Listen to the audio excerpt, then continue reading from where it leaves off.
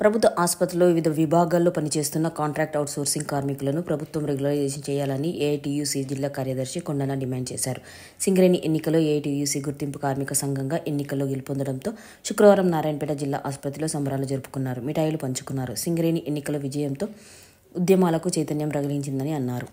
కాబట్టి మాకు కూడా ఈ పనిచేస్తున్న సందర్భంలో నీడనివ్వాల్సినటువంటి అవసరము ఈ రాష్ట్ర ప్రభుత్వానికి ఉన్నది. ఎట్టి పరిస్థితుల్లోనైనా ఈ కాంట్రాక్ట్ అవుట్సోర్సింగ్ కార్మికులను ఖచ్చితంగా పర్మనెంట్ చేయాలి. ఆ పర్మనెంట్ చేస్తేనే మాకు తోడైనా నీడైనా ఈ ప్రభుత్వం యొక్క న్యాయబద్ధత, చట్టబద్ధత, మాకు ఇచ్చిన మాట మీద గౌరవం ఉంటుందని చెప్పేసి మేము ఈ సందర్భంగా కోరుతా ఉన్నాం. ఎందుకు అనంటే కాంట్రాక్ట్ అవుట్సోర్సింగ్ కార్మికులుగా పనిచేసే వాళ్ళు ఎక్కడో ఐఏఎస్ ఆఫీసర్ల కొడుకులు పనిచేయరు, ఐపీఎస్ ఆఫీసర్ల కొడుకులు బిడ్డలు పనిచేయరు.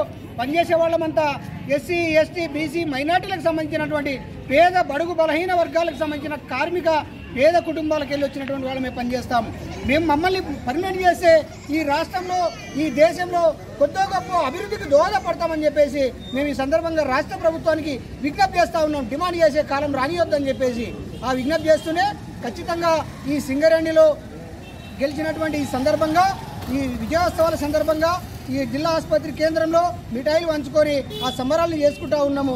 ఈ సందర్భంగా రాష్ట్ర ప్రభుత్వానికి కోరుతూ ఉన్నాము.